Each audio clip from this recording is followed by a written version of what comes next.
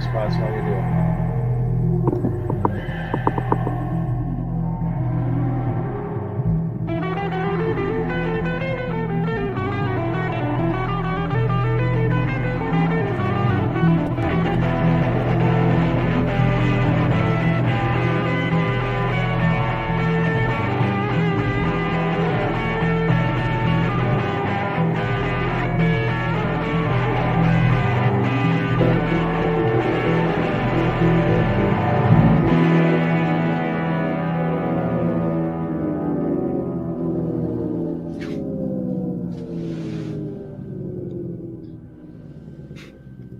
Well, hopefully people can see me. No, hear me, but you won't be able to see me yet, for the video is still running out its last few frames by the look of it. The seamless production of my live streams. Hey! Well, I can see it on my screen anyway. I can hear old media guy typing. That's always a good sign. And Michael has unmuted himself. Hello! Greetings. Hey! We're all here. Awesome. So, obviously, you two know what we're here for. Hopefully people tuning in have got some idea. The title was Whose Identity Is It Anyway? And the broader question we're trying to tackle and probably get my channel demonetized, it's not monetized anyway, get my channel, I don't know, blocked and marked as a political channel, is there any place for identity politics in fiction generally? I mean, obviously we'll probably focus on science fiction and fantasy given our backgrounds, but you know, it can go quite broad knowing our own experiences of life, the universe and everything. But yes, I'm going to throw it immediately open to my knowledgeable and wise and aged, sorry, not aged, guests, Old Media Guy and Michael, as well as the Anti-Trekker, to try and give us some idea of what they think about the place of identity politics in fiction. So you just want us to jump right in, or you did Yeah. you want? That's kind of what I did. Yeah. So It's at the same time, so no one understands us. Yeah. So right, collide, and no one knows what's going on. Michael, Well, you spoke first, so how about you go first? I know that we're not like generally conflicted on this as far as a group, but I think that where unfortunately, identity politics in fiction right now, there's a huge backlash among many in the fandom. In fact, an entire segment of the fandom that refers to themselves as the fandom and another word after it that I will not mention right now, that thinks that identity politics needs to be pushed out of fiction without thinking about the fact that identity politics has always been in fiction, because usually we just don't refer to it as identity politics. We'll refer to it as something like social commentary, or just a movie that makes you think. It's just generally, it's if it's or even this is what the theme of the film is. Even a movie that we all love. Let's pick out something that I guarantee you every one of us in the chat and everybody that's on this panel, a movie that we all absolutely love, Star Trek II, The Wrath of Khan. A theme that goes through that film from beginning to end, aging. Guess what? That's identity politics right there front and center. And so, because, that's a part of it. And we, when we watch a movie that deals with age, that deals with gender, that deals with race, that deals with any of these things, that's what identity politics is. The problem comes in when it's gratuitous, when it doesn't serve the story of the film, and when that is the only real reason that the project exists. And of course, I mentioned before we even got started, the two big ones that pop into my head, Ghostbusters 2016 and The Last Jedi. The only reason those movies even exist is to push forward a feminist agenda kind of message, not to tell a story that happens to be a feminist story. As opposed to a movie like Captain Marvel that I don't really have a problem with, that happens to be a feminist story. Yeah, I think any people problems with Captain Marvel are probably not any sort of gender politics. Right. there might be some weaknesses in writing, but then that's just, it's a slightly under par Marvel film. It's not the gender politics. It's not a horrible it. movie. It's just it's an average film, but that's not, to say something is average is not to say it's bad. No, of course. I would say it's below average every time Brie Larson is on screen. He's trying to do what Leonard Nimoy did, but failing miserably. See, Leonard Nimoy said, I was never playing Spock as a man without emotions. I was playing him as a man repressing his emotions. And that's what Brie Larson should have been given as a note. So in a sense, it's a failure of the director. I absolutely blame... You've got emotions, but you've got to hide them. You got to work on hiding. It's not easy because you're not actually this race that hides its emotions. You're a different race that does not hide its emotions. I think that's actually getting off topic. I think the emotional issues with Brie's character in that film absolutely fall on the director, because that if you look at Brie in other films, she is absolutely capable of emoting. It's just that that was an intentional thing. They wanted her to be stoic because for some reason modern Hollywood thinks strong female means stoic, which that's a whole other thing. That should be a whole other topic, I think, for one of your shows. But yeah, let's get back on track. Otherwise, we'll just talk about Brie Larson for the next hour. And Random Menace asks, can I get a definition of identity politics? And I suspect that's a question that each of us would answer slightly differently. I would say it is literally the I can't even say the word, politicization of what the modern world deems to be one's identity. And our identity is based on our flesh, for lack of a better word. What color is it? What does it look like to other people? What kind of flesh is it attracted to? And so on and so on and so on. And that is what the modern world says your identity is, full stop, which first of all, I disagree with. But the politicization of that would be, say, a film like Ghostbusters 2016, which I would even disagree that it's a feminist film, because a true feminist says we need equitable treatment. We don't need equality of outcome. And it certainly doesn't say women are better than men. That's well, female supremacy. When I say feminist, I don't mean true, like, when I think of feminists, I'm not talking about suffragists. I'm not talking about women who are seeking equality with men. I think in the modern term, the modern third wave feminism is in fact a male oppression movement. When we look at this garbage that's coming out of Hollywood these days, which I don't like, but that's kind of what it's evolved into. Yeah, it has in some ways, and I feel bad for genuine feminists because they're looking around going, oh, media guy, bring up your mic. You're way quieter than Anti-Track. Well, I got yelled at for typing too loud before, folks, so I turned it way, way down. Yeah, well, how about stop typing? Not your voice. I'm joking, of course. I am joking. All right, I'm bringing it up. That's and if it sounds like I'm putting a house together when I type, you got to let me know. Okay. It just sounds like you're beating the crap out of somebody. That's well, how do you know I'm not? Well, we don't. That's the scary thing. Pay me the $50. No! Anyway, the problem with identity politics is the politics, in my estimation, because and we have to consider all aspects of the politics. For example, if someone were to create a biopic about somebody, and that person that they were making the film about was gay, and they made them straight in the film, that's a political act. So if we want to be consistent, it's if you deal with so-and-so in history who was gay or bisexual, what have you, then you need to portray that person that way. You can still get a PG rating if that's what you're after. You can get a G rating if that's what you're after. But you have to put it in there somehow, because that's who they were. You can't just make them into someone else and say, oh, well, that's just how we do it. No. We're going to be truthful. We're going to be truthful. And that, to me, would be the biggest problem with identity politics. Media guy, do you have your microphone attached to a hacksaw by any chance, instead of actually held or in a stand or something?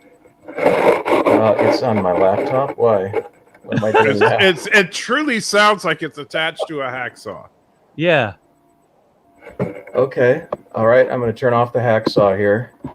I honestly, old media guy, I know it sounds like we're ribbing you, but after the live stream, you should go back and listen to what you sound like, because something weird is going on with your mic. So, Sadako is saying, "What the crap is that noise? Is the sound gone now?" Well, yeah, right now, yes. The rubbing and tapping is no longer there. That's true. Yeah. Oh, no, there it is. I'm gonna do my Every time best you not move, to. I think it comes back. Yeah. Are you dressed in sandpaper? Have you got it like rubbed against the microphone? What I have is a microphone encased in a plastic laptop, and the laptop case, of course, being plastic, twists and creaks as it twists. So in order to get this thing close to my face, I've got to hold it in such a way that, every so often my hands move and the thing twists, and I get these sounds like I'm killing somebody like for $50. Horrible setup. It's a cheap setup, and cheap is good. I like cheap. I can work with cheap. We're just flaunting our incredible wealth with our external microphones. We know Andrew Rick has got one as well. I told you, I think we need to start a GoFundMe to get old media guy a better microphone. Wow. Yes. Oh man, that just hurt. Did it happen again? Yeah. I don't know what you're doing, but it does sound like you're. That's literally just the case of the laptop moving a little bit as I move. Wow, you got when you got to go back and listen. I mean, it literally sounds like you're just taking like something and just scraping them. Like imagine if you took the microphone and just slammed it against your desk and scraped it along the surface of your desk. That's what it sounds like to us. You need to remain absolutely still for the next hour, old media guy. I am going to lower the volume on my microphone again, not to where it was, but something close. Okay. Because before you were just saying I was quiet and I wasn't destroying anything. So. Well. So okay, hopefully we've sorted the audio problems out. And actually, let me piggyback off of something that he was saying when he was talking about, like, if you had a gay person in real life that you want to portray as straight, how that would be a political choice. Think about recently, there was a BBC production where a historically white character who was married to the King of England was portrayed by a black actress. And a little bit of, some people were a little perturbed over that choice. And that is a political choice right there. That is because if you're, and I even think about, like, because even if you're looking at fictional characters, I look at movies, a hilariously bad movie like Gods of Egypt, where you're actually casting people like Gerard Butler as a god of Egypt, right? So, and so when you're doing that kind of thing, is that, does that fall into this kind of identity politics thing, or is that just poor taste? This definitely treads into the realm of identity politics and the current era. Absolutely. Anne Boleyn, which is the one you're talking about. Yes. The first thing that came to my mind was Laurence Olivier's Othello. I'm thinking, is that now okay? Is that fine? Can we show that film again? Is it? Some of those stories, like Othello, when everyone knows it's all make-believe, playing around with the casting and being non-traditional with the casting, that doesn't bother me too much, to be honest. Sure. I think Laurence Olivier I'm sorry. I think Laurence Olivier did go the whole hog with the makeup as well, which I think is what we really wouldn't accept these days. No, we wouldn't, but I'm more tolerant. It's a product of its times. Yeah, exactly. Just like in 20 years, some of these Shakespearean productions where they use actresses to play actors, I think we're going to look back on those and go, oh, it just doesn't work. I tried to watch Troilus and Cressida by the RSC, and the way to make that story work is you have to have Cressida be feminine. Instead, they just had the actress playing her walking around like she had a set of testicles. And they were also trying to portray the Greek generals as women. I'm like, Shakespeare knew what he was doing. Mm. You get the wrong vibe when women play certain parts in Shakespeare. Now, I have heard of The Tempest being recast where Prospero is Prosperina. That could be interesting. Yeah. Because that's an interesting play. I mean, you can do a lot of things with it. But well, yeah, sometimes we're going to cross the lines either direction, and we're going to go back and say, no, that didn't work.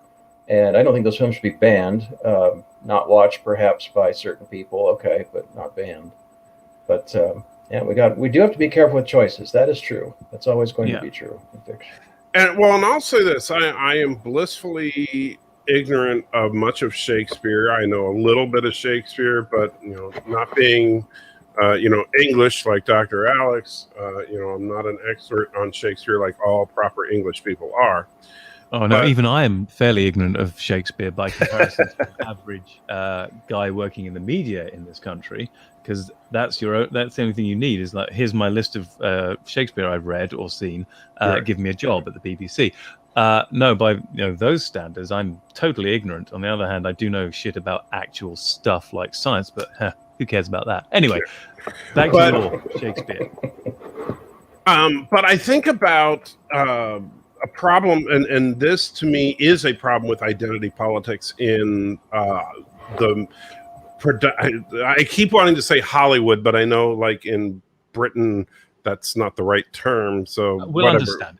Yeah, but in production today is that we don't know how to write female protagonists. Particularly strong female protagonists. And so what we do is we tend to write female protagonists as being male protagonists, but with, ovaries instead of testicles. And so they're just men played by women. And go on. Sorry. Yeah. And that's a mistake. I think that's why a lot of these movies don't work, is that I don't want to see male characters played by women. I want to see strong female characters. That's why Sarah Connor and Ellen Ripley were compelling characters, because they didn't feel like men. True. Yeah, go ahead. Yeah. Well, I think you're right that they probably are doing that, but also if they were to write a film with a male lead, it would be a bloody awful film as well, because their strong male characters that they've made strong female characters are lacking the very things that make a character interesting. Flaws. They have weaknesses. They can make mistakes. Those are the things that make most lead characters interesting. Not that if you have an absolutely perfect male character, you'll have it's not Mary Sue. What do you say? It's the male Gary, of Mary Sue. Gary Stu is what. That's it, Gary Stu. Gary Stu, yes. Yeah. So they are clearly inept at writing characters, full stop. It's not that they're bad at writing female characters. If they wrote a male character in the same way, it would be just as shite. Well, sure, but what I'm saying is, like, even when they don't go the Mary Sue route, they still tend to make the female character like women that fight like men. Like if a woman is if it's an action type story, they fight physically like a man would. They throw a punch like a man would. They throw the person across the room like a man would, as opposed to fight like a female could. No, so, like, one thing that I really, really loved, and even though a lot of people didn't like the movie, I think it's an underrated gem, to be honest with you, is Iron Man 2. The fact that Black Widow in those fight scenes never fought like a man. She was constant. She was doing all sorts of cool little judo moves, like, jumping, throwing her legs around the guy's neck and using her full body weight against the guy, as opposed to just punching him in the face and sending him flying back. And so that's how you have a woman fight. You don't have a woman just punch a guy in the face and have him fly back, but that's what they do in movies these days. And to me, that's just stupid. You don't make a woman into a man with boobs. It just doesn't work. You know what they'll say though? In China, sorry. You go on me, Jack. I in don't China, know. there was a martial arts form created for women by women called Wing Chun. It just happens that the person we know best associated with that form is Bruce Lee, or Ip Man, his teacher. But the point of that was, you're a 90-pound woman fighting a 150-pound man. What do you do? So, you can't cry, you can't throw him, you can't punch. So it was, do a bunch of quick punches to the ribs, especially to the liver, because a good punch or kick to the liver, that's what you don't see in movies. One strike to the liver, and whoever it is going to be down, not necessarily unconscious, but they're just going to be like, okay, the fight's done, I'm out of here. Or you go for the knee, or you go for the testicles. And Iron Man 2 was excellent for that, because she's using Brazilian Jiu-Jitsu against the Western ape-like fighting technique that we see. In other words, bad boxing. And she's winning, and it was actually plausible. Yeah, it was a superhero movie, but it was plausible. And it was enjoyable to watch, and especially since, like, we saw in that big scene where she takes on all the bad guys, and Hogan's sitting there fighting like a typical Western action star, but he's fighting the other guy on the same terms, and so they're kind of going toe to toe and on equal terms. And so by the time he takes down one guy, she's taken down an entire platoon. And and you kind of realize, okay, that's the difference of having all the training and the knowledge and all that. Not because, because Hogan is obviously a lot stronger than she is. It's just that she knows how to do this and he doesn't. But the problem, though, is that, we're too lazy to do that. And now, most of the time with martial arts, we just treat martial arts like it's magic. Yeah, I do wonder. So. Sorry, I do wonder if the problem we have with modern media is a collision between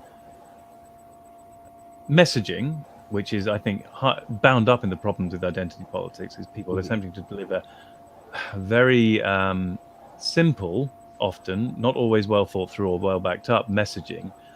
A collision of that with laziness, that you have lazy writers doing messaging. This is probably why we have some of the worst examples of the worst literature and fiction out right now. One thing to add to that would be, it used to be you had to go out and have some sort of life experience before you could write knowledgeably and intelligibly about a topic. And nowadays we're skipping all that. School skips that. Home life skips that, because everything has to be safe. So you've got people who are born and bred in large cities writing about places they've never been to and people they've never talked to in ways that come off as false. And if we say that doesn't sound right, they say you're a bigot. Right. So if I had to encapsulate the problem, that would be it.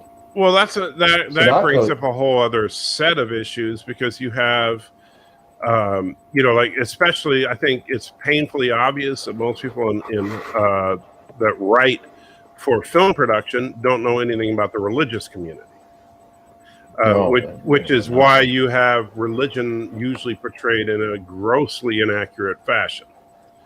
And basically you have the worst aspects of cult-like behavior in every religious person ever portrayed.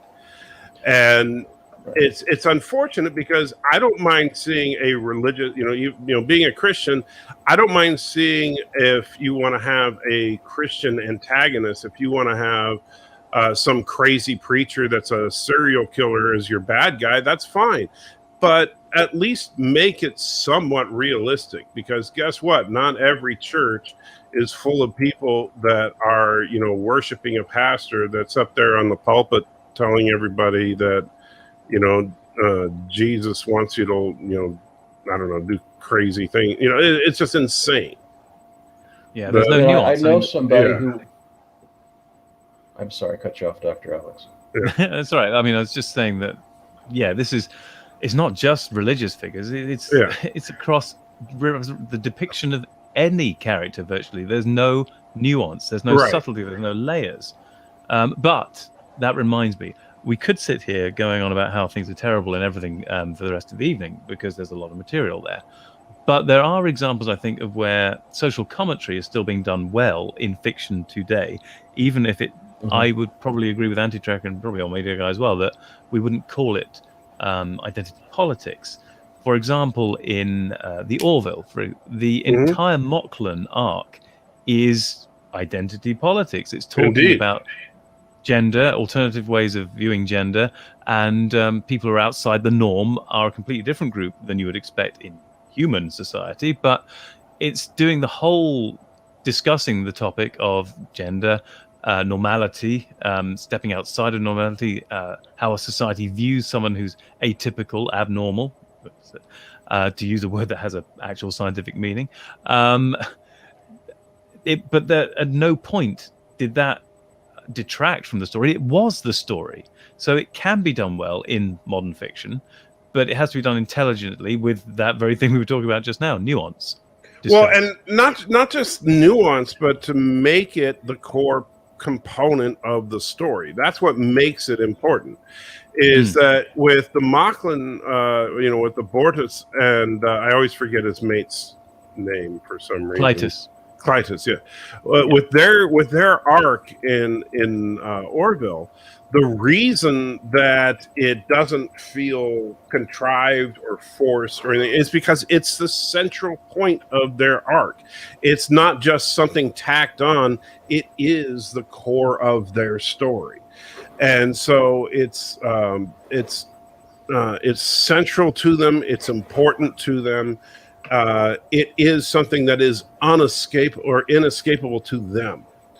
And so there's no way around it for them. So anytime there's going to be a story that is, or anytime there's going to be an episode that focuses on them, it's going to have to be dealt with.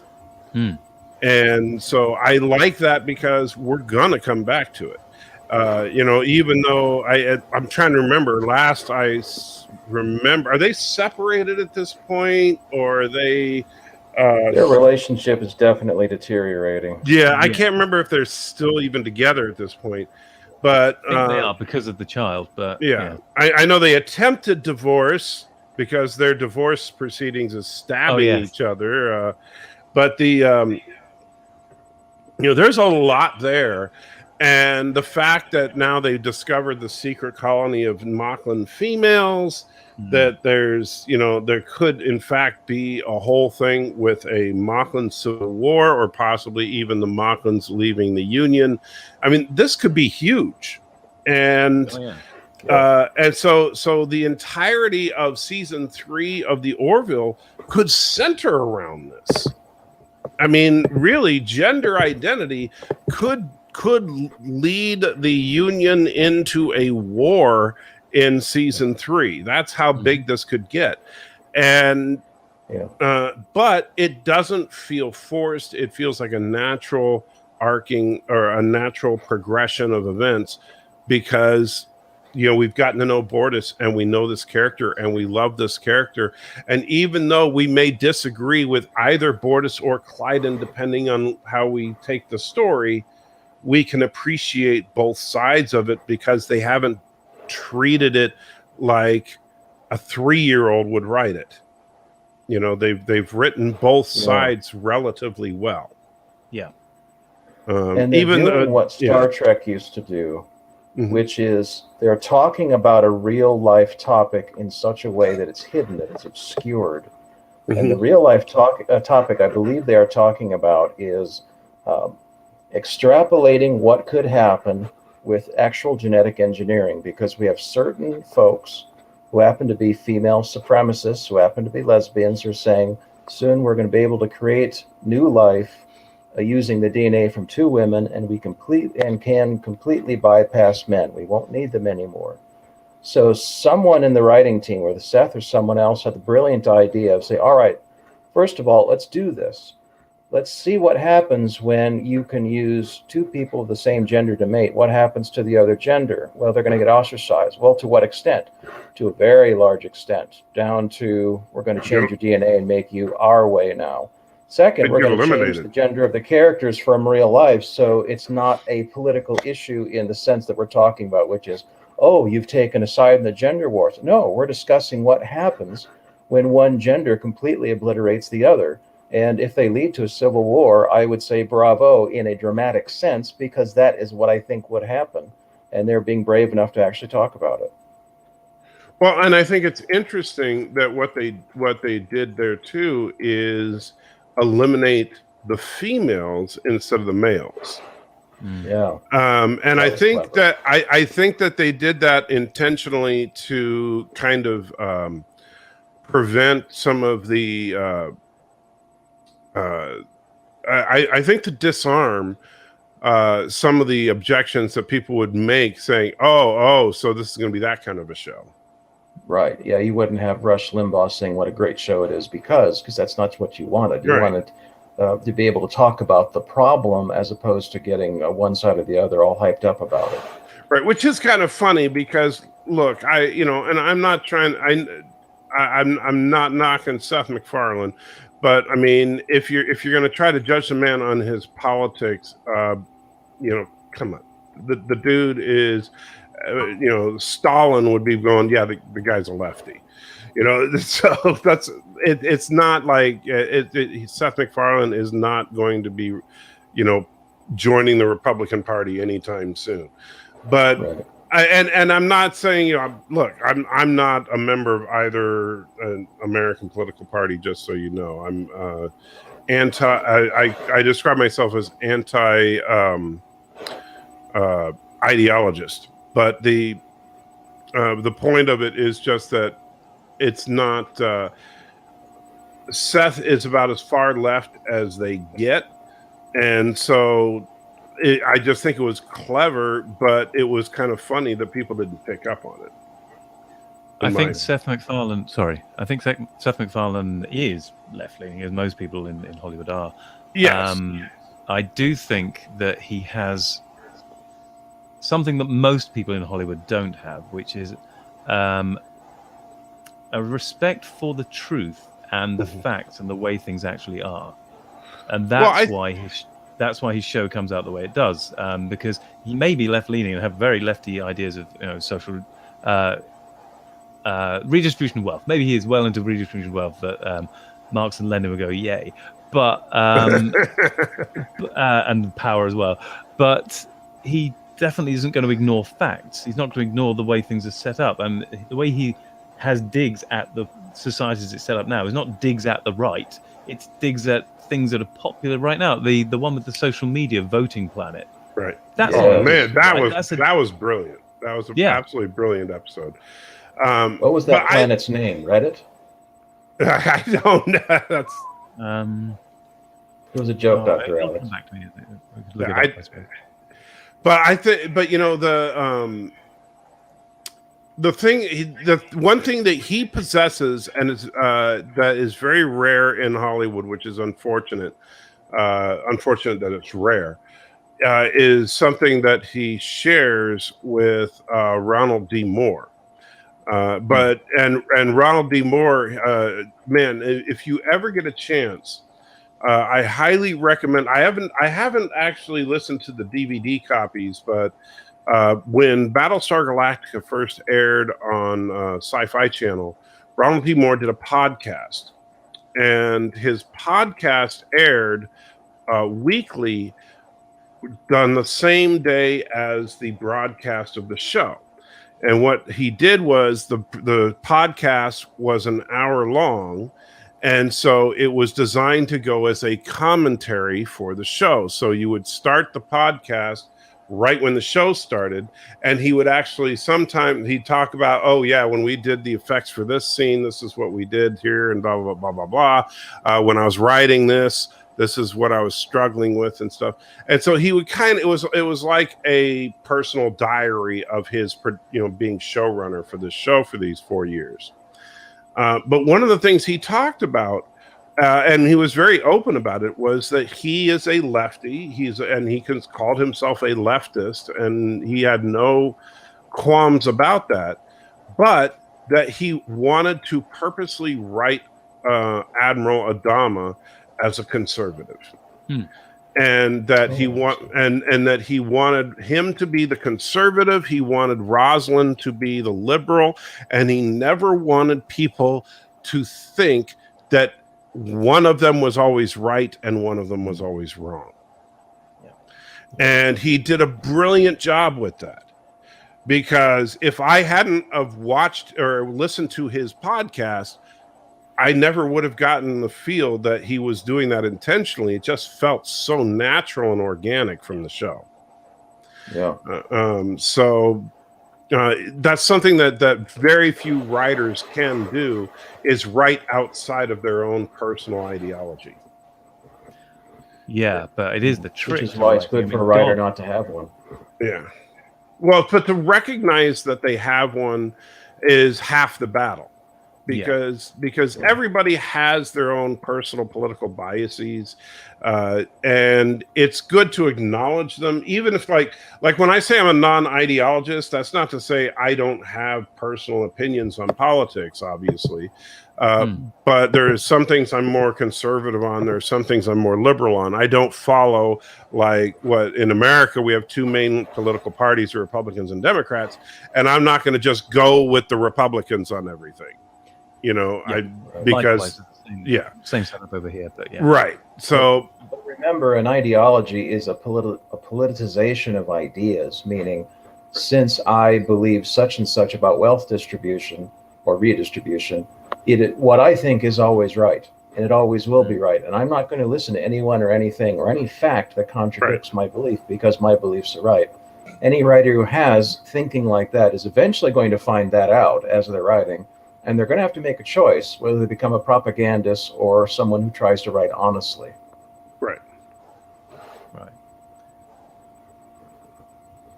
And then we've got Sadako24 says, to be honest, I don't see how a man, Seth MacFarlane, who survived 9/11 could remain on the left after all the liberal come on, mouth.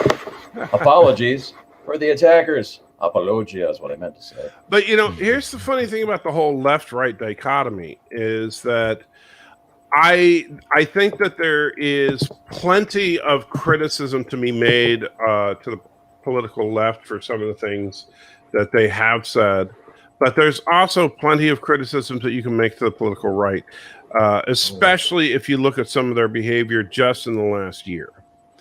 And so I don't believe that either party is guilt-free, to be honest with you. No, ideologues of any color, any stripe can do just the same stupid things. And so it's so I that's one of the reasons that I feel that way as far as being a non-ideologue, is that they both sides have done really stupid things. Both sides also have some pretty good ideas. Yes. So I'm not gonna sit there and condemn one side completely just because of some really dumbass things that some people have said. Brie Larson, and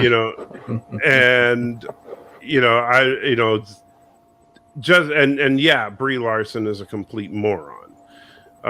As far as her public speaking, I'm certainly not going to defend her. But just because Brie Larson is out there saying stupid things doesn't mean every liberal out there that's talking is Brie Larson.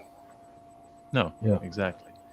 Tarring everyone with the same brush is bizarrely, it completely undermines the idea of individuality and identity, which is the whole point of this thing, is talking about identity politics. Right. You lose the identity in this. And that's where we got to be careful, because if we're sitting there judging people based on that same kind of political identity, then how are we any better? And the answer is we're not. But the group that we are intellectually fighting against is the group that says the end justifies the means. But what do we do when both groups say that? Well, then we join hashtag Team Treebeard and say, I am not on anyone's side because no one is altogether on my side. That's the side I'm on now, is I refuse to allow either group to subsume me into their group identity, because I have no faith that either group will protect me when the time comes. I've got one group saying we're going to send people door to door to find out if you're immunized. I got another group saying, oh, it's okay to trust big banks. They're just fine. I think both sides are full of horse poopy, and I don't really want to deal with them most days, but I certainly will when it comes down to fiction, because they're feeding us this swill. like we're supposed to enjoy it and go buy a bunch of action figures. It's like, really? Have you had any life experiences, you people are writing, or were you just programmed with the word diversity in school, shoved out the doors, and then this is your first job? Because that's what it seems like. I mean, we saw the Star Wars Old Republic storyboard, and they had diversity on twice. Like, probably the word Jedi should have been twice, because it's about Jedi.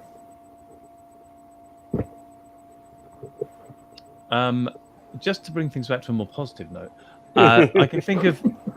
We've broken Dr. Alex. I'm enjoying this. I'm having a good moan. I always feel I have to play devil's advocate. So when things swing one way, I try and think of the alternative setup and the alternative situation. And I knew that the stream was likely to descend into a kind of negative. Oh God, they're all so stupid and crap. However, this is why even before we started. No. We're not saying they are all stupid and crap. What we are saying is there is a good proportion that is stupid and crap, and we need to identify them as I'll stupid say and crap. they're all stupid and crap. Fine. Just to adjust the balance slightly.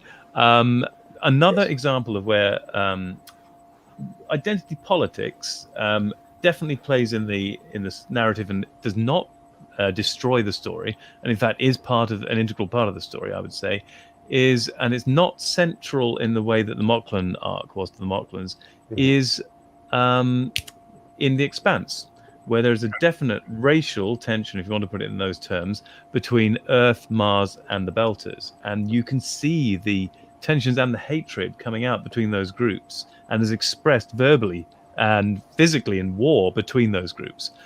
But that is, again, played well, and it's not done for messaging or point scoring. It is, again, integral to the story, but not quite in the same way that the Moclan one is, because there is more going on than that. Well, I think with The Expanse, the difference there, and part of the reasons that I really like the way The Expanse does it, I think it does it more like how Let That Be Your Last Battlefield does it in Trek. Yes, exactly what I was thinking of as well. Yeah, it is the fact that they change everything up so that to the casual observer, particularly to the observer who may, we'll just say, have some strong feelings that may already be negative in that department, the people that are saying, well, I'm not a racist, but them Koreans, that kind of a person, they can watch The Expanse and kind of get the message, even though they're exactly the person it's targeted towards. Which is and it might plant a seed in their head and make exactly. That's where I think the extreme subtlety of a show like The Expanse and the racial message there is very, very powerful. And yeah, I absolutely love The Expanse. I think it's some of the best sci-fi on television today. I'm truly saddened that the next season is going to be the last season, but c'est la vie. I will hope that Foundation becomes a suitable replacement, which, by the way, comes out in September. I don't know if you heard that, but the official announcement just came out that September will be Foundation time. So hopefully I'll definitely be interested in watching that. Yeah, hopefully that'll be good. Yeah, it looks beautiful from the trailer, so we'll see. Oh, it does. Yeah. Hopefully they'll throw in little bits from the 2 prequel novels he wrote. It's not lots, just little bits. Well, they have enough material, I think, to make about 17,000 seasons worth of material. So we'll see what they do. But yeah, I think that if you look at the way they do it in The Expanse, by changing up the races, so to speak, to being Earth, Mars, and the Belters, that makes it so that you can reach a wider audience, even if it makes it a little more vague. Yeah, Babylon 5 did something similar because there was a racially motivated attack. An Earth guy beat up an alien. I can't remember the context. I think this is the first season. And Garibaldi's got him in the interrogation room, and this guy is played by an Asian actor.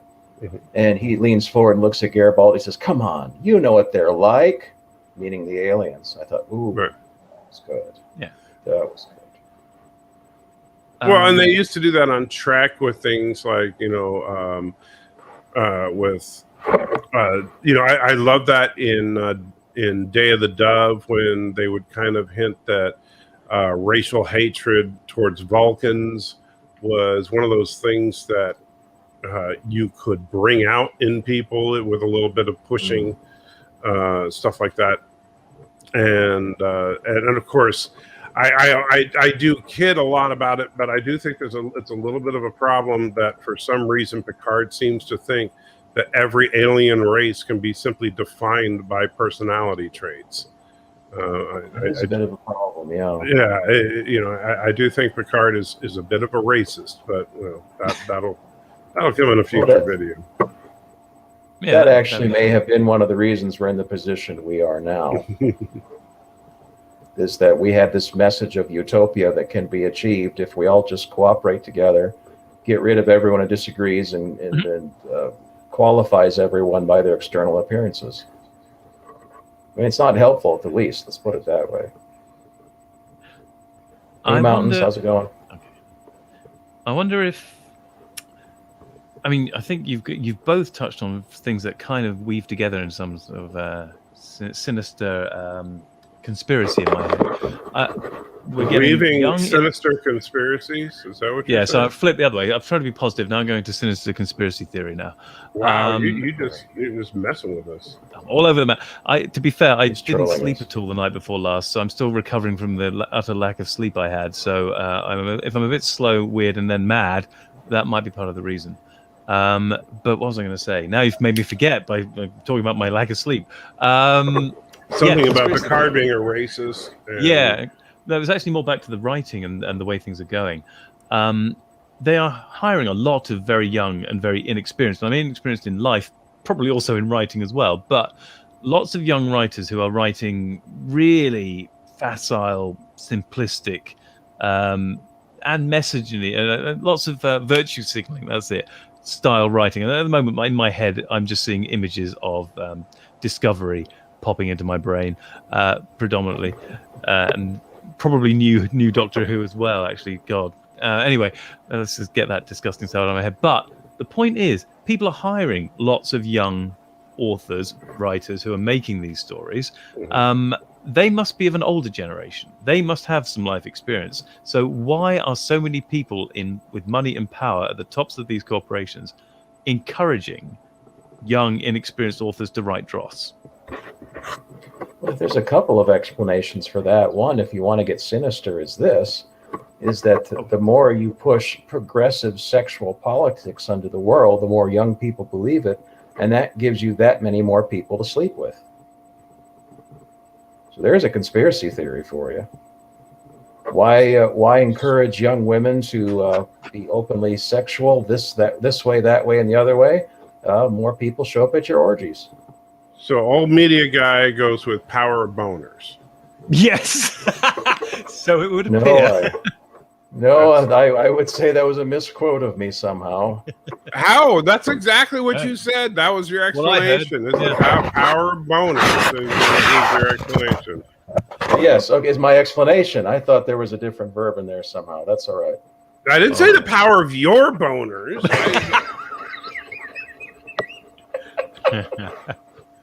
And Mountains posted Picard saying, "I am not a racist. I let one of those people make my tea." Yeah, Picard's definitely not a racist just because he had Romulan slaves and believed that, after defending Data, was fighting hardcore to have synthetic slave labor for the Federation. I don't know why people think Picard was a bad person. He's clearly a hero for, the Masters. Yes. I think what happened was, as he got old, he got a little confused because he was a hero for the masses, and then he got the word masses and masters. The guy's standing again. Yeah, he's sanding his microphone. I'm sorry. See, sanding his microphone, I think, is a euphemism. Yeah. Massive boner. Yeah. And so the power of boners thing, and so maybe it was old media guys' boners. That's what it. Yeah. If you had made that the title of your stream, you might have gotten more viewers. I think you need to change the name of your stream right now. Old media guys sanding his microphone. When I was a kid, this is the kind of thing that Tory MPs, Conservative MPs, were famous for, was sanding their genitals and doing all sorts of things like putting bin bags over their heads and releasing canaries inside while getting sexually aroused. That was the Conservative Party back in the day. Oh, and now it actually hasn't changed, but that's not the point. Old media guy. I always thought they were after birds in a colloquial sense. Yeah, no, it turns out in an actual sense as well. It's just weird. Yeah. Anyway, whatever floats their boats.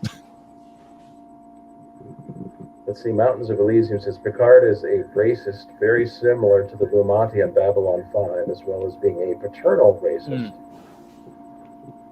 Of course, if you wanted to talk about real dramatic fiction, to stop Picard from becoming a paternal, controlling individual when he's got command of that ship for so long, which has families on it, that would be tough to avoid. That would actually be very interesting dramatically to see him begin as a libertarian.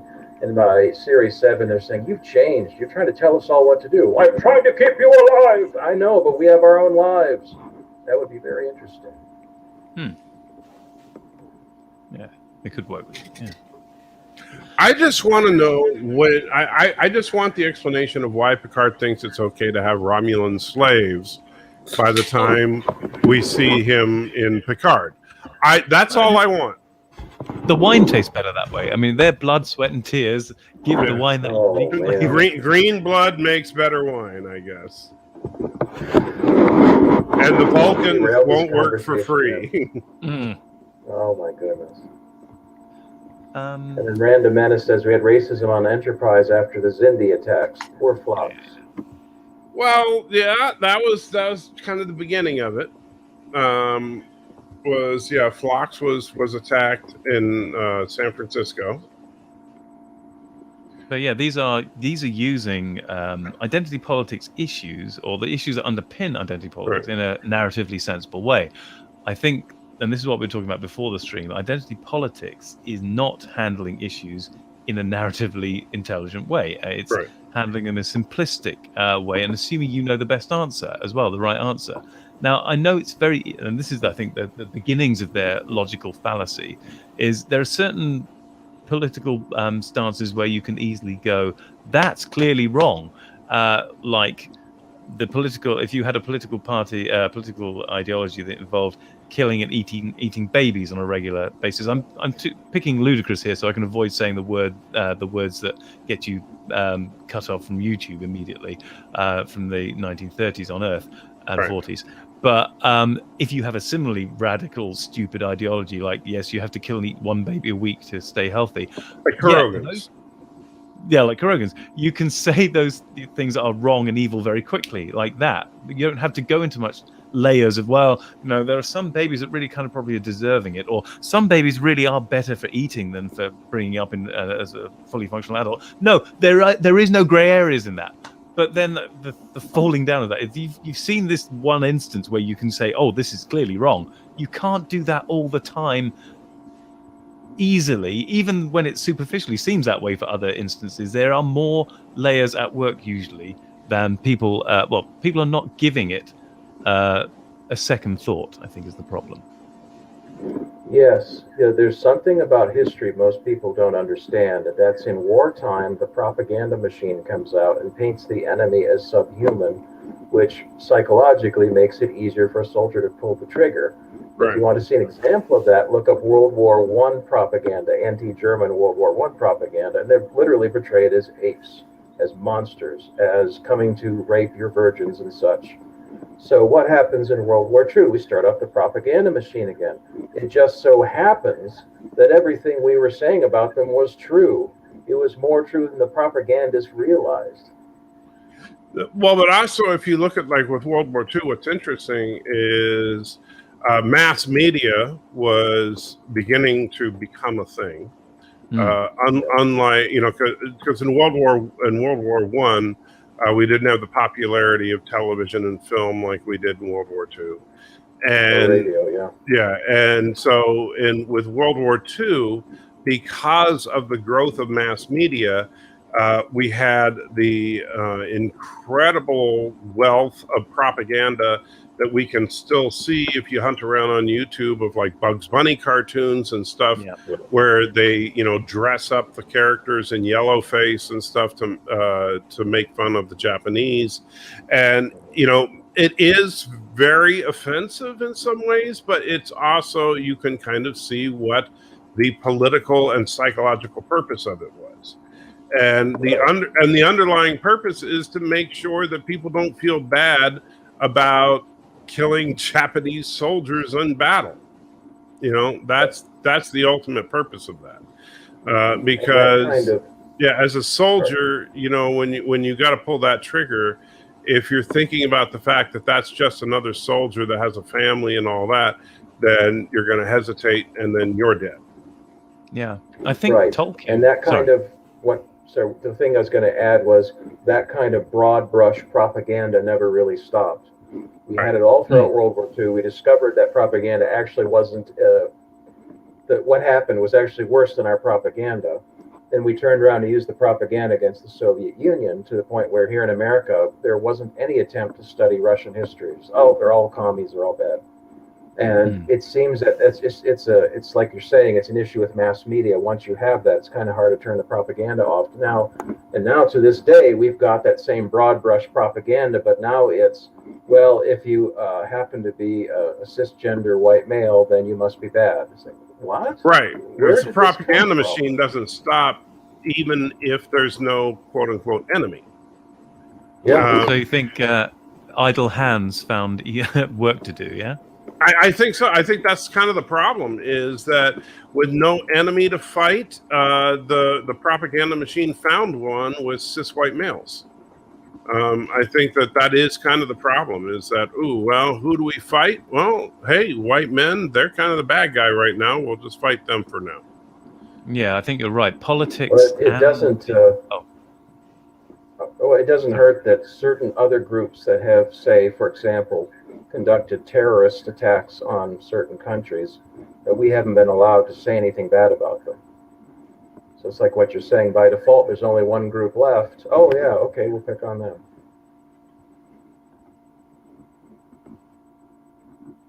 I can't hear you, Dr. Alex.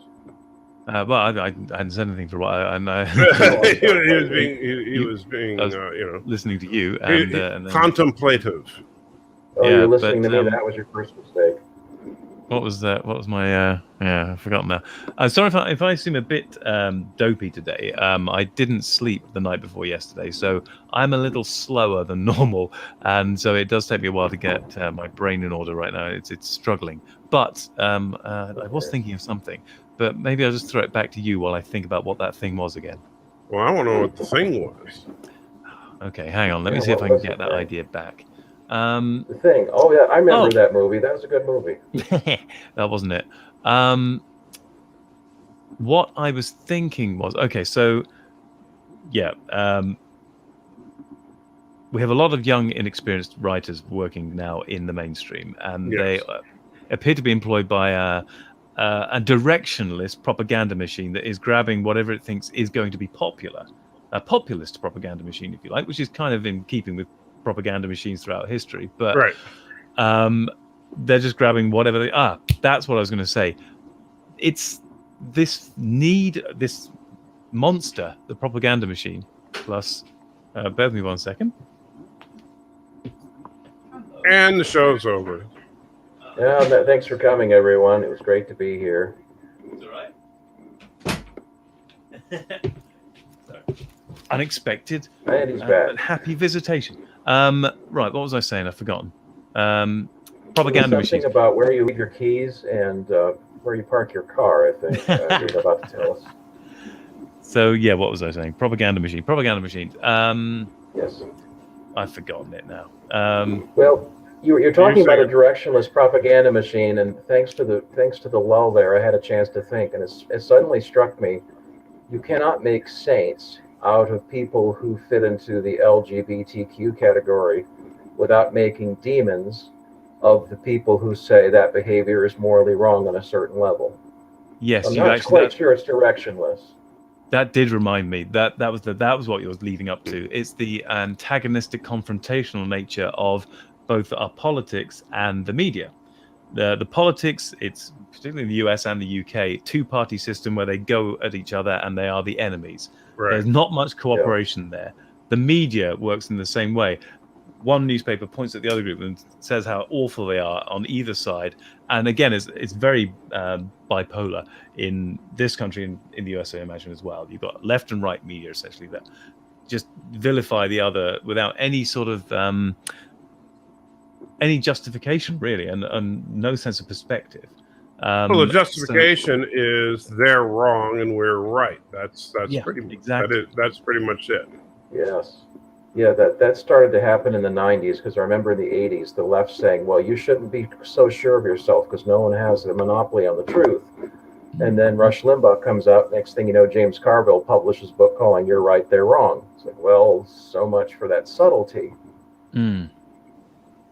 And what Limbaugh was responding to was that kind of rhetoric coming from academia, which was saying behind closed doors, the political right is wrong and the political left is correct. So he was responding to that. So then he's doing that on the multimedia stage. So then on that same stage, people on the left start saying, no, Limbaugh is wrong and we're right, and so on. And it's never gotten better since. It's only gotten worse. Not blaming I'm not blaming Carville or Limbaugh, anybody else for it. I'm saying that's just what the history of what it was here in the country. So right. Well, prior to Rush Limbaugh was definitely a turning point for the political right in this country, as far as because in the United States the media was pretty much completely dominated by the left until Limbaugh basically spearheaded a resurgence of basically the political right being able to speak up, which for good or for bad has continued on to this day.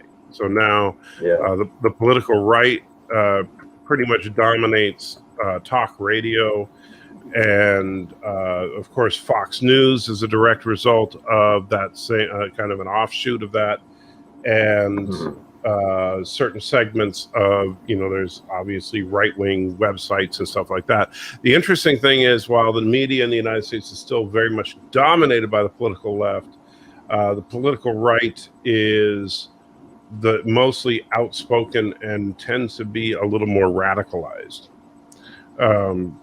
which is interesting. There's a lot of radicalized leftists out there, but it's just kind of an interesting dichotomy. Yeah, I know what you're talking about, because the very first gun show I went to, I was going to the different dealers' booths and I saw stuff there that I have never seen since. For example, and I want to make it clear, this is just a few booths. This was not every booth. This was a few people who had beliefs that I certainly do not believe in. They had a poster saying, "The original boys from the hood," and it showed 3 Klansmen. So you can still find the far right in America on the fringes. And to be honest, I'm glad they're on the fringes, and I hope they stay in the fringes. I would just like the radical left to join them there, instead of being on Twitter telling everybody with their 15 accounts every day how we should live our lives. See, the problem with Rush Limbaugh, that's not a problem. The thing with Rush Limbaugh is he was a showman. You take someone like Dr. Thomas Sowell, he's not a showman, right? He's like Spock compared to Rush Limbaugh. So if you want to be entertained by right-wing political news and commentary and such, well, that's why Rush Limbaugh got 20+ million people tuning in every day. If Thomas Sowell had tried to do the same thing, he'd have been lucky to get 1 million. Probably lucky to get 100,000. That's the way mass market skews things. It skews it towards the young people, to the pretty people, to the loud people, to the funny people. It does not skew our interest, or not our interest, it does not skew our viewership towards people like Thomas Sowell, who worked very hard to understand facts and figures and can say, look, I've looked at all the numbers across the world. I've never seen welfare pull a minority out of poverty yet. Take that versus Rush Limbaugh coming up with a song parody making Clinton sound bad. Well, which one's more entertaining? Well, they're probably backing up into the problem of what happens when all news has to be entertaining or we don't listen. Right. Well, Yes, how many? Oh, go on. No, sorry, but how many people for a long time? And I don't know if you in the UK actually got this show or not, but I knew people for years that would swear that the Daily Show was great news. I know it. And it's like you do realize that it's a comedy show. You know, it's meant to be a joke. And it's like if you go and you watch the news segment in the middle of Saturday Night Live and you say that's where you get your news. You know, sure, their stories are based on actual news stories, but that's mainly just where they get the setup for whatever their punchline is. Yeah. You know, so sorry, that was my phone. More sandpaper's arriving. All right. and so it's kind of Oh, hello, but Captain Trek. My first response to the chat. Captain Trek. One thing I was thinking on the entertainment. Oh, you remembered your thought. There was another thought, but it'll do. It'll fill the gap. Today. Yeah, I've had two exactly. Multiple thoughts in one day. That's pretty good. I know. It was this that the identity politics laden media output that we were getting seems to be losing viewership, seems to be not attracting the numbers of people to watch it that the people writing it would, I assume, wish. So Doctor Who's gone since they became crap writers. And Star Trek, you know, my sound effects are cool, aren't they? Very and good, basically, very. Yeah, very cool. All of these franchises, the Star Wars films have not been doing very well because they've been written by inexperienced young writers or writers predominantly involved in political messaging rather than storytelling. I make an argument on that. Go on then. I know I won't finish my one thought then. No, I gotta make a point of order on this. Because I think your information may be incomplete, and because we do not know the full viewership numbers on some of that stuff. We don't know how many people have been watching, for example, the Star Trek shows. We are assuming those numbers have been crap, but at the same time, they are still moving forward with more productions. They are still moving forward with a Star Trek film of some kind we don't know the details of.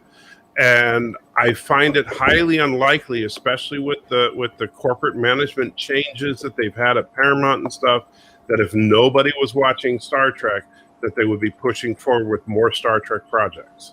So I just have a tough time buying the Fandom Menace line that nobody's watching. Sure. Okay. I'll just go with the Doctor Who. The Doctor Who I know we have solid numbers for. I'm just saying with Star Trek we don't. And same thing with Star Wars we have numbers for. With Star Trek we do not. And so that I just need to get that up. My thought and was, old media guy's got a sandpaper bag. Away.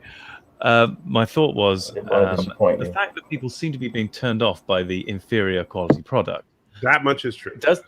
Does that mean that intelligently written fiction has an appeal to people who may even not have, may not get every aspect of it?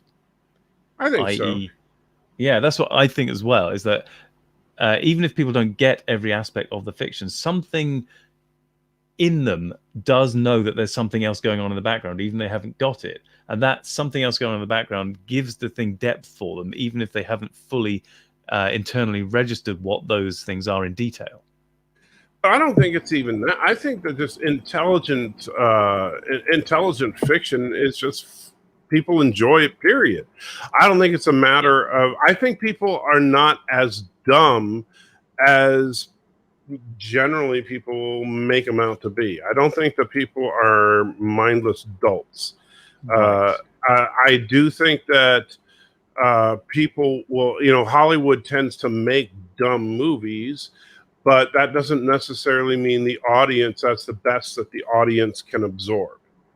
So in reality, those who are making these politically charged, identity politics charged outputs are assuming the audience is dumber than they actually are. Right. I think that, like, for example, look at a typical children's show today. Compare that to a children's show like Star Trek: The Animated Series. Now, Star Trek: The Animated Series, yes, the science in the Star Trek: The Animated Series was simplified, right? They would say, oh, this runs on electricity, which means that, so they wouldn't like go, quantum field theory stuff, but they would do very basic physics as far as the science. But this was genuine sci-fi concepts. I don't know when the last time you watched Star Trek: The Animated Series, but it was very advanced for a kids show. And they dealt with not just the fact that they dealt with real sci-fi adventures, but serious issues like death. And, and in fact, the episode where Spock's pet dies is heartbreaking, right? So I was just thinking of that one. Yeah. And so, it's not like people can't handle that stuff. It's just that Hollywood doesn't want to produce it for some reason. And I think that it's because producing that level of quality is much more difficult. And you were talking about these green writers coming out of school. Well, guess what? Those green writers are a lot easier to hire than finding really good writers that are seasoned and know what they're doing. Mm-hmm. Yes, that's absolutely right. And the idea that all films should be geared towards 12-year-olds is an idea that goes back to the 1910s, back when the first decade in which silent films took off as a money-making venture. And there's been a fight since then. Do you make films for adults or do you make them for 12-year-olds? And I think, for example, Chris Pratt's The Tomorrow War shows that if you make a film for 12-year-olds, you're probably going to do okay. So there's a genuine temptation there. I'm not saying it's a bad film. I'm not saying it's a good film, but it's... I will say this about The Tomorrow War. It's not woke. It shows how you can cast in a certain way where you can snub the people on the lunatic right and you can snub the people on lunatic left and please about 80% of your audience. Yeah. I would even go this far. I don't care if you want to make a movie for 12-year-olds, that's fine. But you know what? Make it for really intelligent 12-year-olds. Yes. Make it for the 12-year-old savants, and I'll be happy. But the people in charge of the production companies aren't that smart. They're promoted because they're friends with so-and-so on the golf course. I get that, but I'm just saying that's the problem, is that if we keep making entertainment for dummies, then we keep getting crappy entertainment. We're going to get Star Trek Discovery, where the only drama on the show is whoa, dang! I mean, you guys falling down a pit. I see what the problem is. There's a microphone in a place I didn't expect it to be. And, it's your pocket. It's that microphone next to your hand grenade collection. That's what it was. 3, 2, 1. There we go. Okay, right. I know not to touch that part of this computer anymore. Okay. So lost our thread entirely. I completely lost my train of thought there. So, sorry. What was I saying? It was something important. That's all I remember. Yeah. It was about the thing with the guy in the place. Thing with the guy in the place, yeah. The Random Menace says, I'm an intelligent 12-year-old in a 45-year-old body. That coming from you, Joseph, that's genuinely disturbing. More cats for Joseph. Sorry, yeah. Just catching up with chat. Get off my sci-fi, you darn kid, says Mountain of Elysium. See, I don't see myself as someone saying, "Get off my lawn, you darn kids," because I actually had some kids biking on my lawn. See, I'm on a slightly downward slope from them, and so they just build this little ramp to go up over the curb, and they were riding their bikes on my grass. And I took one look at that, one look at my awful lawn, and said, "Yeah, go ahead." So I'm just not that kind of person in general, and I don't mind young people getting a lot of enjoyment out of Star Wars. Let's not forget Episode 4 was about a young kid, but the thing is they portrayed him as a young kid who didn't know anything. They didn't make him the bestest ever. Mm-hmm. He had a lot of people smarter than him around, and he had to listen to them or else... The only thing he could do really well was fly. Yeah. And in the end, he has to do an awful lot of growing up terribly fast, because he knows he's in a fight for his life. He knows he's in the fight for the rebellion's life, and then his best friend is killed. And Mark Hamill plays that scene so well. He's just got this look on his face, like, I thought we were both going to survive this. And immediately he forces himself to turn a corner and say, all right, I'm the leader of this little group now. Here's what we're going to do. That's great movie making. I loved it. Yeah. I know. It's just, we should be capable of writing stuff now like that. Well, even if every good writer today had a market, we would find out that most of us were mediocre, because that's just how it goes. We don't remember the mediocre fiction from the 1950s because it's all gotten destroyed, and rightfully so. We remember the above average. So people say, well, how is it we don't write these great stories like they did yesterday? Well, yesterday you had a lot of bad stuff we've forgotten. Today we're writing stuff, and we have to deal with the bad as well as the good. The problem would be... Fiction. I don't mean the Tarantino movie. I mean the actual Pulp Fiction. Fiction that was common. Yeah. Yeah. So how do we get the good stuff out there so it can be identified is the next question. And that's a hard one, because as I've discovered making videos for YouTube, people want visuals, and visuals are expensive. So just having a good story that is delivered just in an auditory form is not enough for most people now. And that's a tough one. I don't know how to get around that. It's simple. You just need about $50 million in a small indie production house. A couple of good CG. Yeah. Well, that's not a bad plan, actually. Yeah, that's my plan. Win the lottery. Yeah, if I win the lottery, I might start a production company. Yeah, I think that's a good idea. Yeah, I know. I'm going to try and improve. We are here going to try and improve the visuals for our next the Doctor series, but I do know that the writing quality on my I'm a competent writer. I'm not going to put my bar any higher than that. I'm a competent writer, but I do know that the writing of my Who is better than a lot of the writing out there, including that by the BBC, obviously, because that's like in the toilet right now.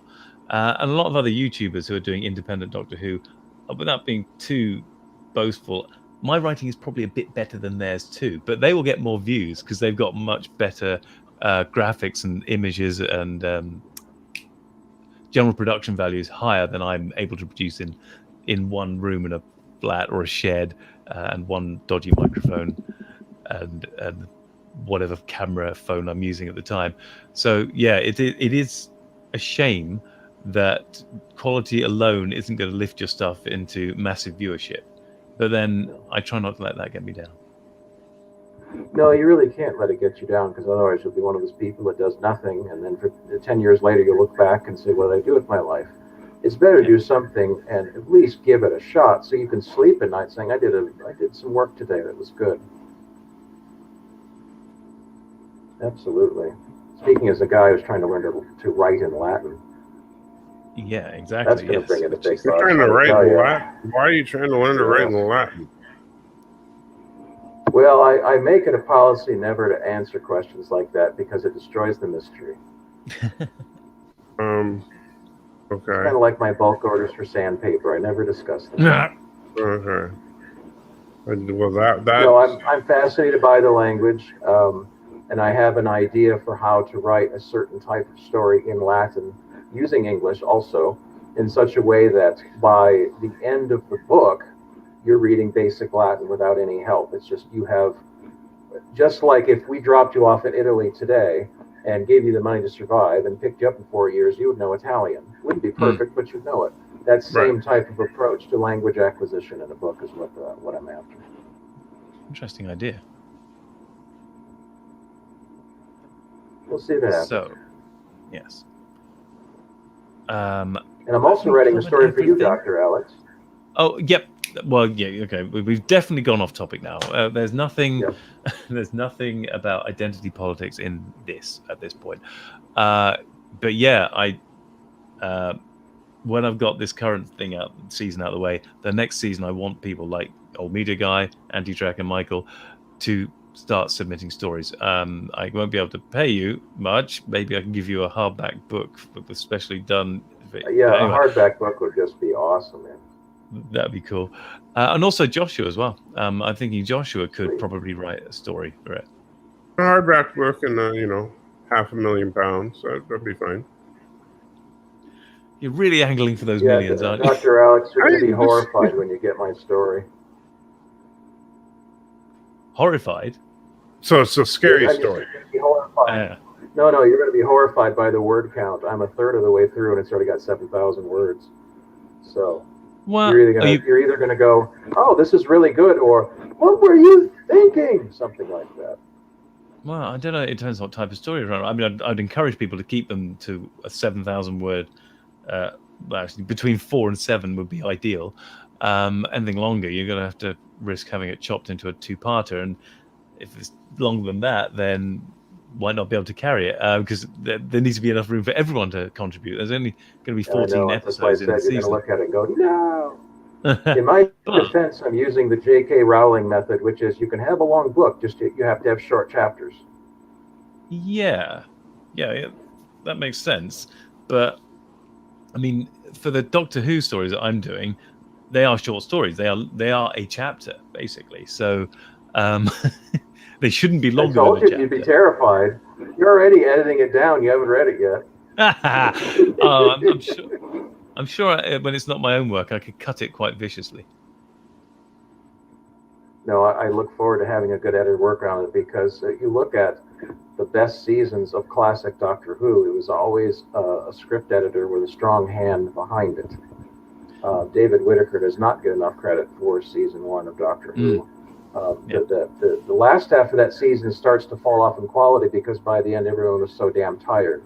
But that first half is magnificent, and it shows what you need in good television. It's not just a strong writer. You do need a strong writer, but you also need the script editor to say, okay, this is lovely. I'm going to pay you for it. I'm going to rewrite it the way I want it because it has to fit with everything else.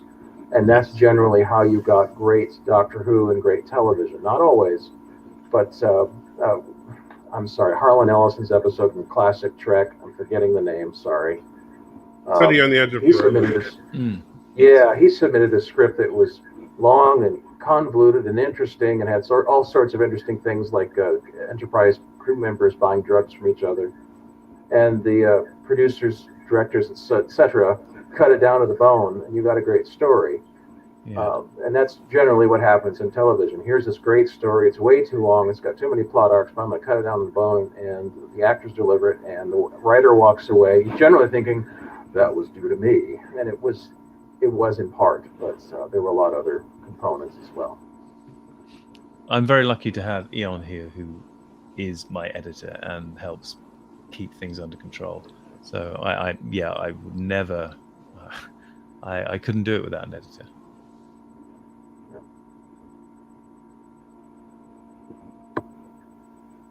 Oh, Mountains of Elysium said, when my boss asked me, should I watch Discovery, I told her, I felt it was not as good as the others, but watch it, make up your own mind.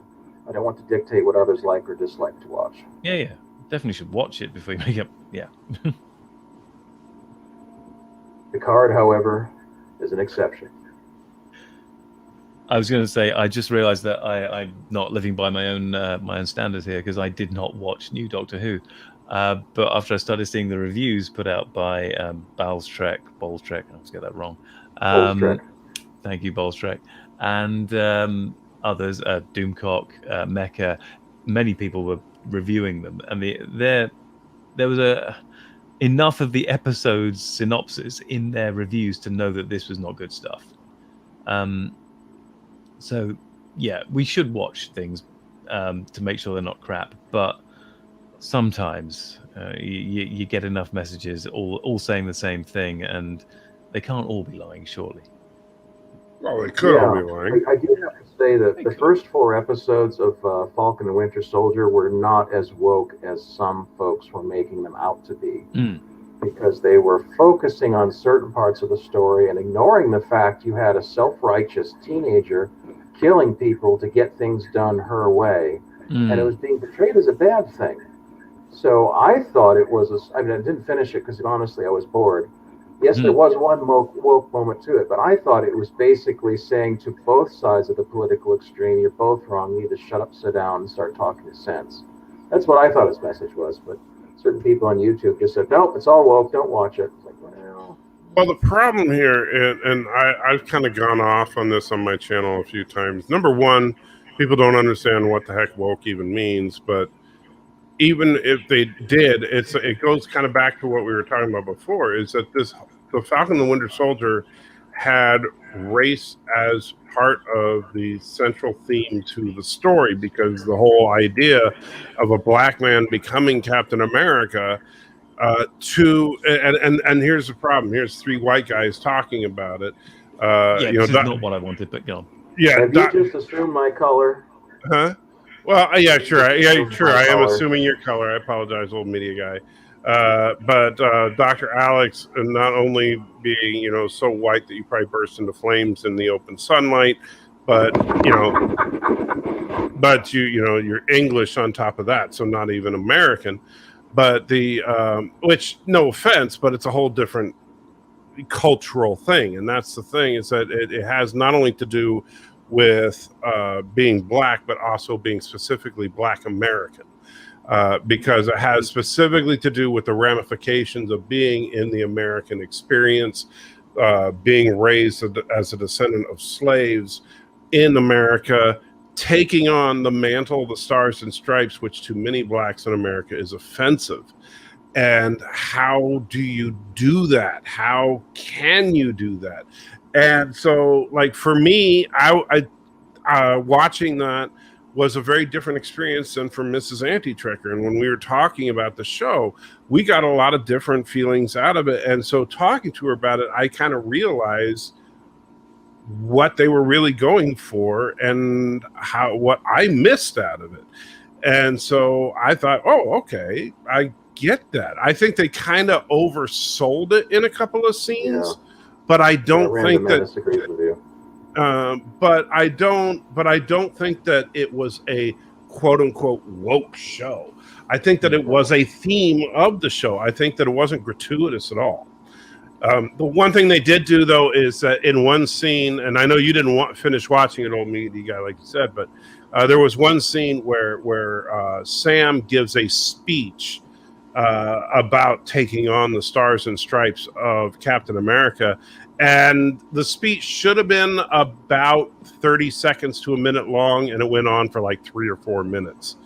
That was that was a bit much. But other than that, I thought I was very happy with it. And good to see you, John. That's another part of the problem. Yeah, hey, John. That's another part of the problem, is if you have a story that is integrally, I can't even speak today, where race is integral to the story, its theme, its message, and so on. How do you present such a story now without a significantly large segment of YouTube just getting on their mics going, it's woke, it's woke. Right. And you know what? At this point, you just got to ignore them. You're just you got to ignore them. Yeah. Because and that's the problem, is that nowadays you're gonna have your crazy people that are just gonna scream if you have and I've said this before, if you had the original Alien come out today, people would scream it's woke because of course the girl is the only one that survives. If you had the original Terminator come out today, of course it's woke. The soldier from the future gets killed, but the girl that works at the restaurant manages to kill the robot. No freaking way. You know, so it's you couldn't do any of those classic films today.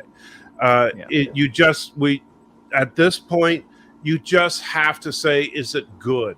Is it good or is it bad? And not, is it woke? Because first of all, you don't know what woke means. And second of all, just, you know, we all started out, even the people that are screaming woke, woke, woke, woke, woke on everything, we all started out saying the same thing. We just want good stories. If we just want good stories, then whether or not the main character, whether or not the protagonist is male, female, black, white, whatever, should not be a relevant factor at all. Because it isn't the whole point that what we care about is whether or not it's a compelling character, not what the gender identity and all that is. As it wasn't our whole complaint at the beginning was that we don't want gratuitous identity politics. We just want good storytelling. And if that's the case, then we shouldn't be just saying it's woke. It's as knee-jerk a reaction as the other side going racist or right. Yes. The same level. You got two groups now doing that. It's not helping anything. So, Old Media Guy, didn't you have to go somewhere at 8:30? Yes, I'm trying to find a nice moment to politely say I've got to go. So this might be it, since you're showing me the door. Since you've reminded me of the time. I'm kidding with you, Dr. Alex. I think it also proof the Old Media Guy is woke. Actually, I've been half asleep. I just thought it was really nice the way Michael circled it back round to the whole identity politics thing at exactly the time when you had to leave, and then he goes and kicks you in the nuts with the final comment. That's what I do. I kick people in the nuts. I'm good at it. Oh, so that would be a good live stream. Not kicking with Shall I end the screen? Is what I'm now saying to you both. Yes, I do need to go whether you end it or not. So it might be a good time. Michael, do you want me to end it now, or should we continue? Yeah, that's well. If you want to continue on, that's fine. I can go either way. Well, all right. We can both say goodbye to Old Media Guy, and then we can argue about whether or not to stop the stream. Okay. Right. Goodbye, guys. It was a lot of fun. Thank you, everyone in the chat. There we go, an Old Media Guy. It's been really great. Ooh. And then there were two. So you do know you can change the format of the images, right?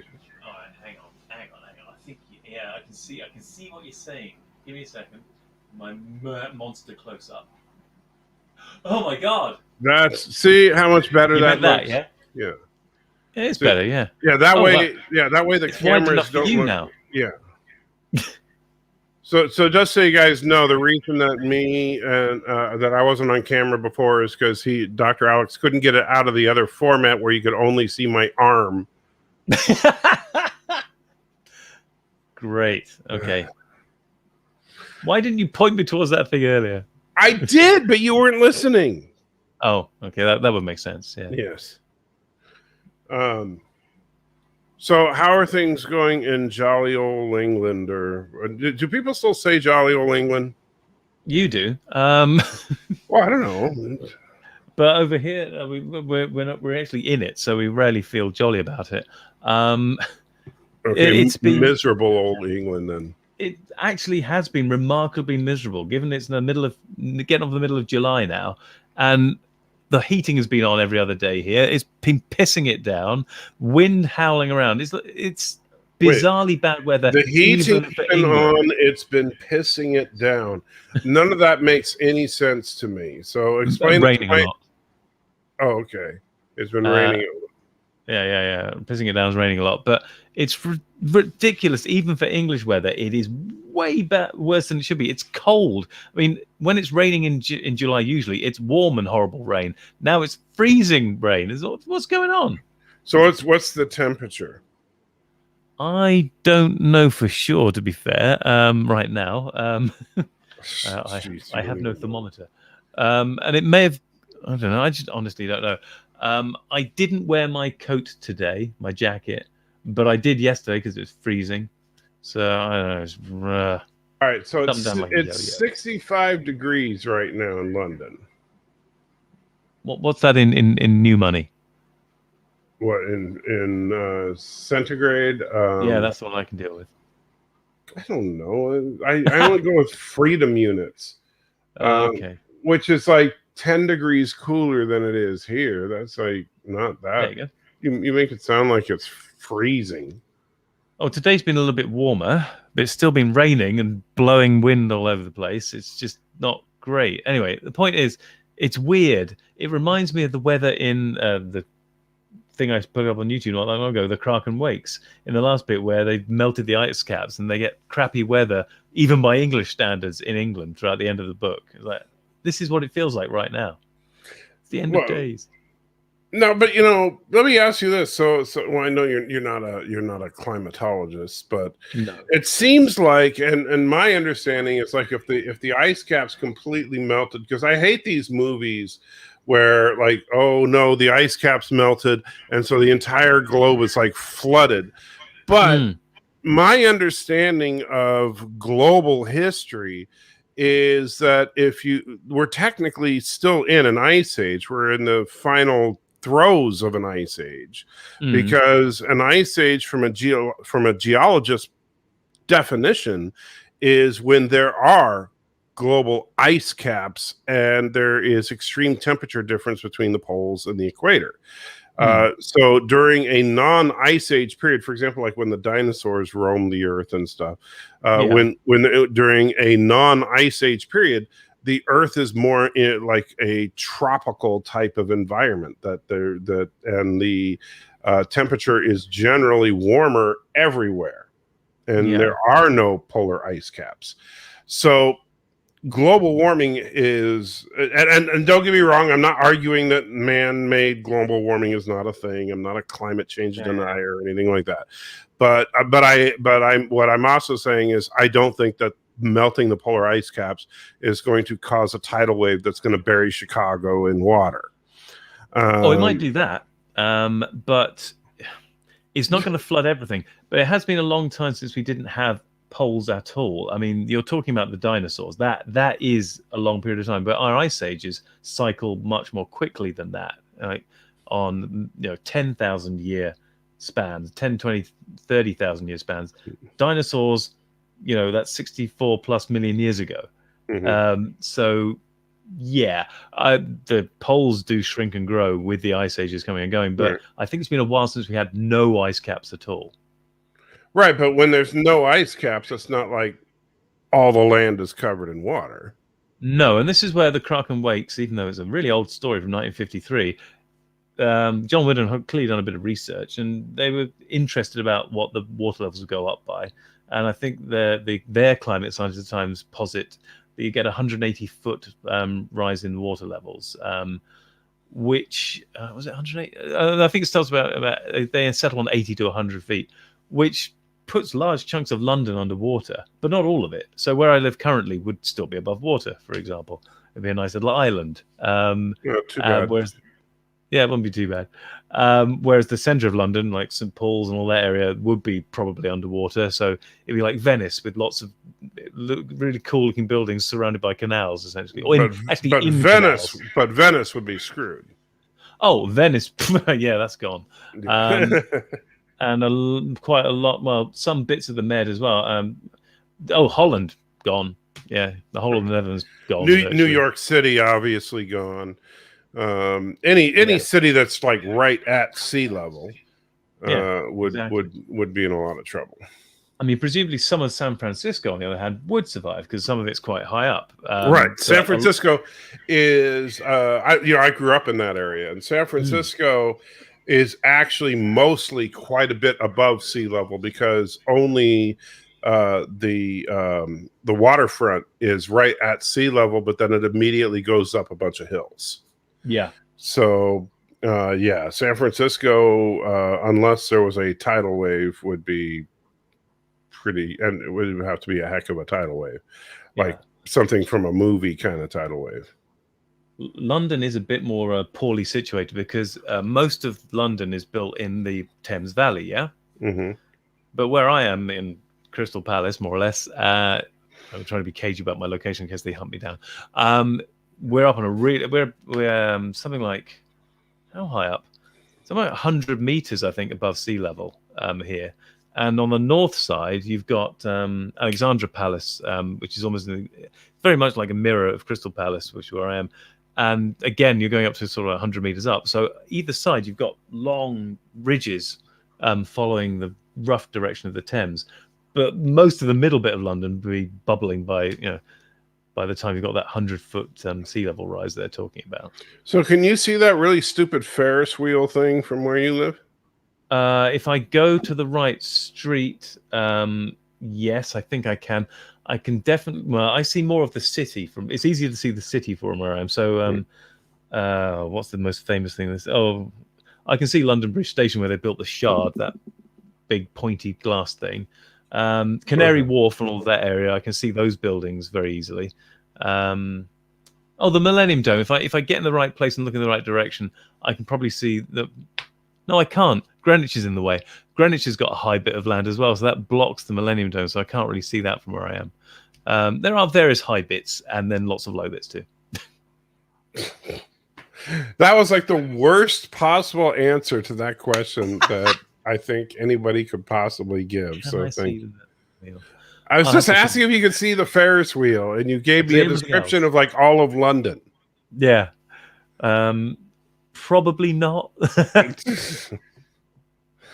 I can see St. Paul's from up here, though. There you go. That's something you know about. Some poles? Cathedral. Oh, okay. Sir Christopher Wren, the big domey cathedral, the one that the. Did I ask about a cathedral though? Well, gaudy things. You like them, don't you? I wasn't asking about general gaudy things. I was asking about the Ferris wheel. I was just, all right. I'm not. That's like the only landmark in London that I know about. There's the Ferris wheel, there's London Bridge, and there's Big Ben. That's pretty much all the landmarks in London that I know about.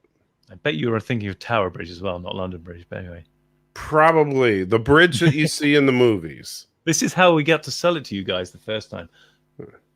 What's the building that we always see as MI6 in the movies? That is MI6's actual building. Oh, okay. I don't know. It's a relatively new one with lots of green glass on the outside. Yeah. So that is actually MI6 is actually a thing then. Yeah, it's the worst secret headquarters of a secret organization ever.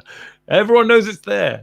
So MI6 is actually British intelligence. Yeah, and it's on the river, and I actually, if I take a certain train to work, I go past it every day. I can see it from work quite easily. Wow. Yeah, it's not well hidden, no. By the way, Random Menace is mad at you because he says Poles are Slavs and Slavs' lives matter. Wait, we're talking about yes. Hilarious. So apparently you're a racist, Dr. Alex. What, because of the ice caps melting, the poles melting? Well, I'm just going by what Random Menace is saying. I know. I'm clearly evil. Evil personified. Well, don't worry, Random Menace, because on Friday night, Dr. Alex's voice, at least, is going to make a guest appearance on the Mystery Movie Night with Matthew in a very special way. That's going to make up for all the horrible things that Matthew has been doing over the last few months. So, what has he been doing? I mean, I've been not keeping up. We have over 600 counts of various charges against him. Whoa! And so, he's been a very naughty boy. So in the various chart, let me see. Now we broke it down, like we actually had each individual charge listed, but then on Monday we spent over 4 hours going through all the charges on a live stream and basically categorizing them. So instead of going through all 600 individual charges and reading them individually, we broke it down into categories so that we have 96 counts of ignoring others instead of just listing each person that he ignored. 55 counts of speciesism. And so mostly those are attacks against dolphins, because Matthew seems to hate dolphins a lot, which all those are hate crimes against animals. So they, get double penalties. Yeah. And I know you care about animals quite a bit. So, that should. Yes. Yeah. You've seen them. 113 counts of being a Kurogan. Now, I know that sounds strange because he's a Kurogan all the time, but there's only one of him. Yeah, but what that really means is behavior that constitutes being a Kurogan. So, for example, things that would constitute a charge of being a Kurogan is when he's caught red-handed doing something, trying to shift the blame to someone else. That kind of behavior. I feel I should defend him somehow because he's one of my only 2 patrons. Well, yeah, I understand, but then there's 88 counts of lewd behavior. Well, I can't really argue then. Yeah. 252 counts of criminal incompetence while live streaming. And I will tell you, they were pretty bad. A lot of them had to do with various audio issues at the beginning of his live streams. You think you have audio problems? Let me tell you, Well, to be fair, I think old media guy has audio problems. But yeah, old media guy has my problem. much worse audio problems than you. 38 counts of digital piracy, 32 counts of non-wokeness. Now, the non-wokeness charges are blatant acts of non-wokeness that he should have not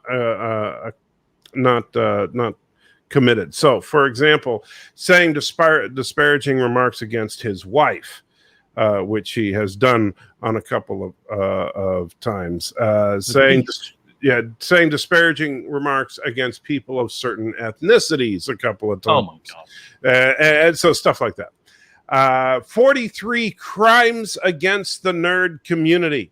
Crimes against the nerd community include things like not being able to tell the difference between a Talaxian and a Denobulan. Not being able to tell the difference between I'm trying to remember the specifics, but like very, very obvious things that anybody with even the most basic level of understanding of anything nerdy should understand. Like a Wookiee and an Ewok. Yeah, if really, really simple stuff, what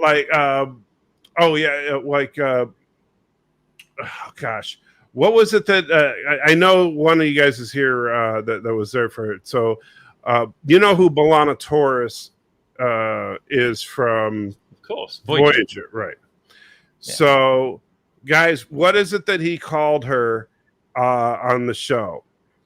And I did like that when John DeMarco says that he thought that Alexander Siddig was on Babylon 5. Do you know who Alexander Siddig was or is? I do know the name of the actor. He played Dr. Bashir. Oh yeah, of course. Yeah. So he thought he was on Babylon 5. Yeah, he called her B'Elanna Troy. B'Elanna Troy. All right. Yeah. Okay. Yeah. So those are crimes against the nerd community. And then 1 count of reckless endangerment of a little old lady. What did he do? He's actually, and I'll give him some credit here. He's lost something like 30 pounds now, riding his bicycle.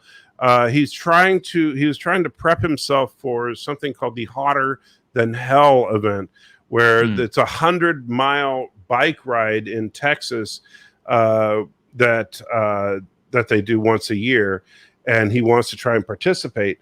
And so he's been riding his bicycle on these training for this event. And I think if I remember correctly, he's up to like 45 miles that he's been able to ride. Wow.